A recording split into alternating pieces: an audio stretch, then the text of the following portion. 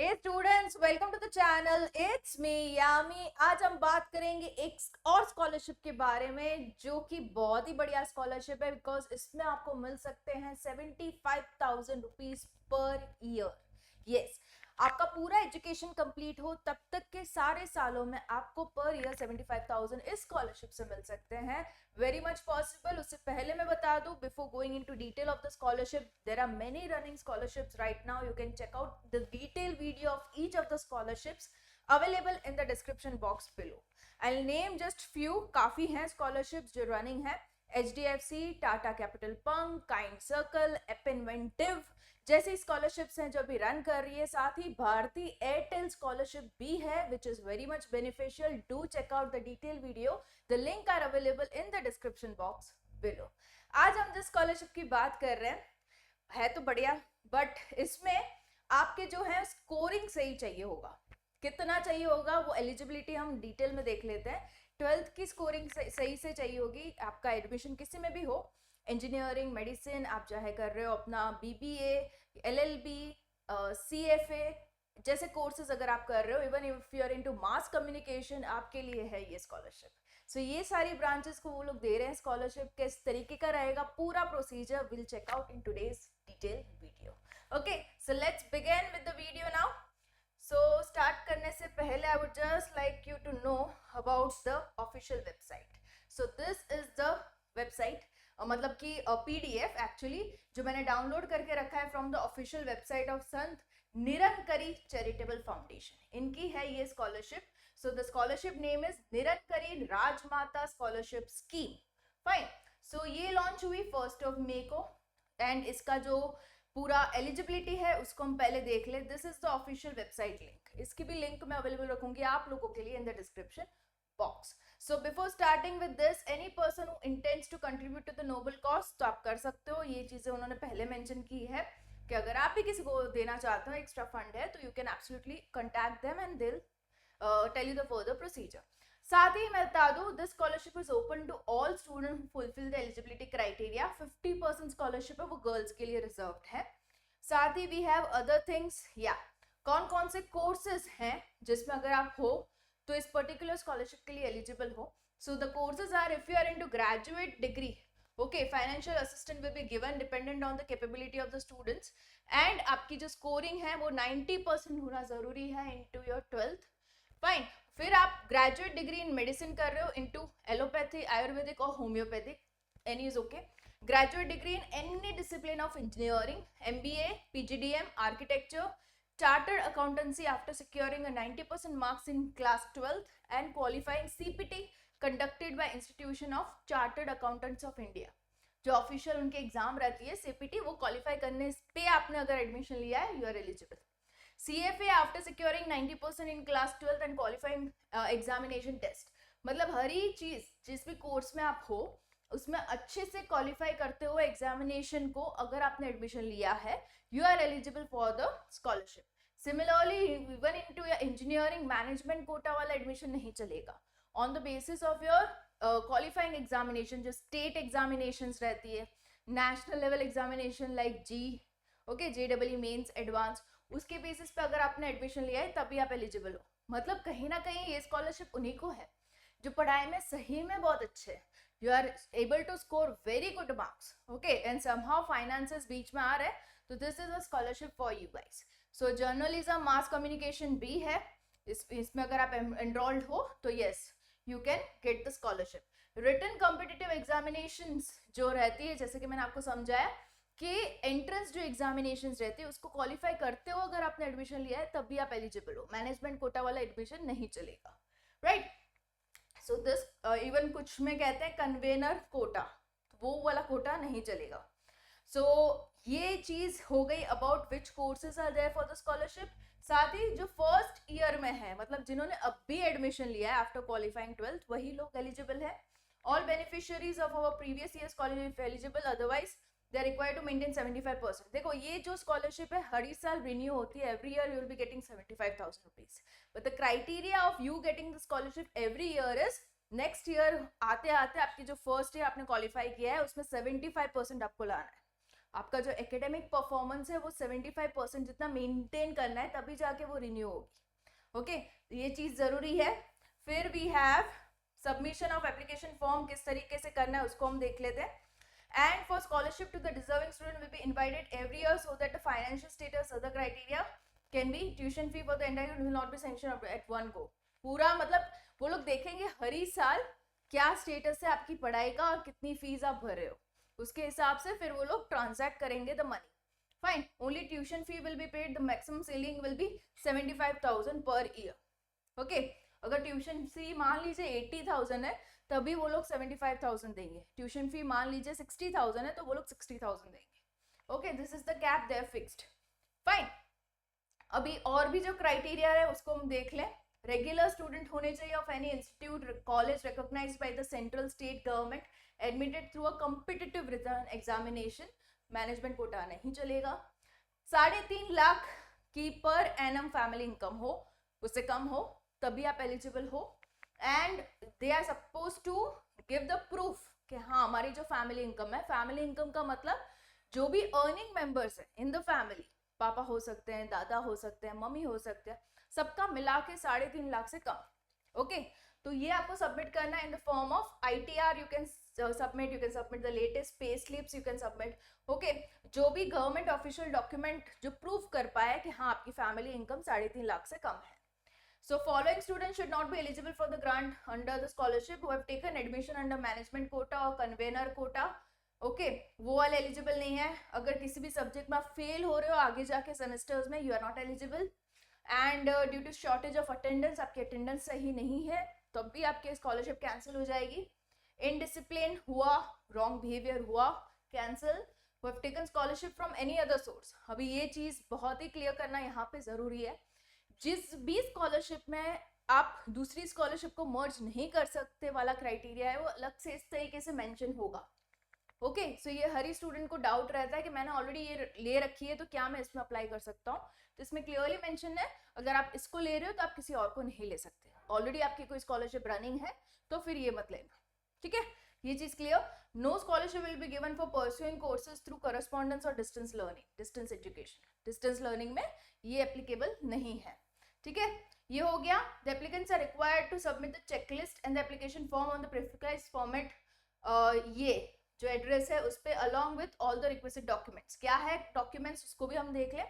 And इसको आपको करना रहेगा स्पीड पोस्ट। मैं पूरा फॉर्म भी आपको दिखाऊंगी, क्या है चेकलिस्ट, कौन से डॉक्यूमेंट्स, वो भी दिखाऊंगी, ठीक है। Wait for the video to complete. ये आपको करना रहेगा स्पीड पोस्ट इस वाले एड्रेस पे। Fine, Avtar Marg, Sant Nirankari colony, Delhi 110009 India. Okay, ATA वाला है, एजुकेशन डिपार्टमेंट। इस पे आपको स्पीड पोस्ट करना है दोनों चीजें, चेकलिस्ट एंड एप्लीकेशन फॉर्म। वो दे रखा है एसेंशियल वंस में and the attachment has been given. Okay, documents क्या क्या रिक्वायर्ड है देख ले list. Duly filled and affixed photographed application form on the prescribed format for each academic year. हर ही साल आप जब भी अप्लाई करते हो, रिन्यू भी करते हो, अभी फ्रेश एप्लीकेशन है तभी भी आपको ये एप्लीकेशन जो है फोटोग्राफ के साथ सबमिट करना है। Marksheets of the previous academic qualification starting from 10th, मतलब 10th 11th 12th, ओके, तीनों का। And then you are presently into first year of any of the courses, right. So 3 marksheets आ जाएगी। Pass certificates of 10th and 12th examination, उसके अलग से जो सर्टिस रहते हैं वो भी अटैच करने। 90% मार्क्स और मोर इनटू क्लास 12 चाहिए होगा। Copy of the IT returns और प्ले स्लिप चलेगी। 3.5 लाख से कम आपकी फैमिली इनकम है वो प्रूव करती हुई कॉपी चाहिए होगी। Affidavit of part 3 of application form, वो मैं दिखाती हूँ पार्ट 3 कौन सा है। साथ ही we have certificate by institute stating that the candidate will not have been granted scholarship under any scheme of other private, मतलब कहीं से आपको स्कॉलरशिप नहीं मिल रही कहीं और से, वो उसका सर्टिफिकेट चाहिए होगा from the institution you are studying, जहाँ से आप पढ़ाई कर रहे हो वही इंस्टीट्यूट से एक सर्टिफिकेट निकालाओ कि आपने कहीं और से स्कॉलरशिप नहीं मिल रही, ठीक है, वो चाहिए होगा। Copy of results of semesters past, अगर आप दूसरे तीसरे साल में अप्लाई कर रहे हो तो। Fee issued by the fee receipt latest जो है वो इंस्टीट्यूट की चाहिए होगी।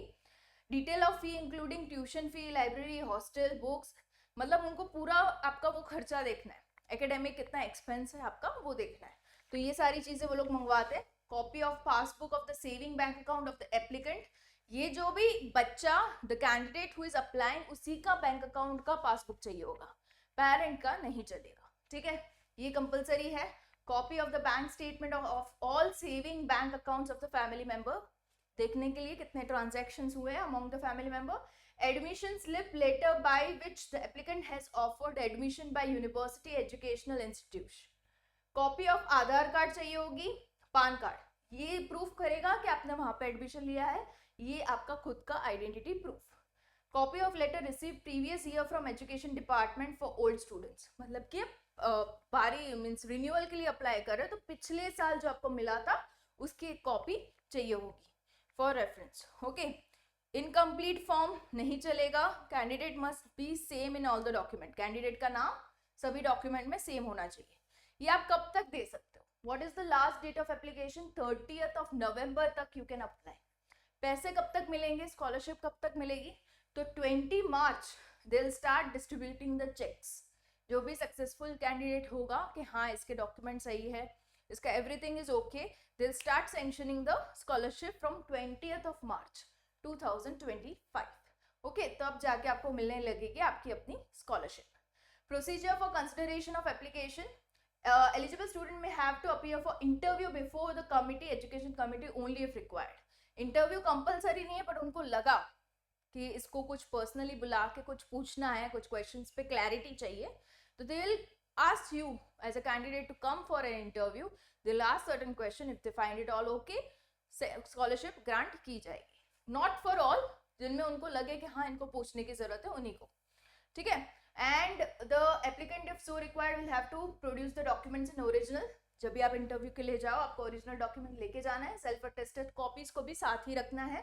Applicant their parents do not appear before the committee on schedule date, उनको फिर फाइनेंशियल असिस्टेंस नहीं मिल पाएगी।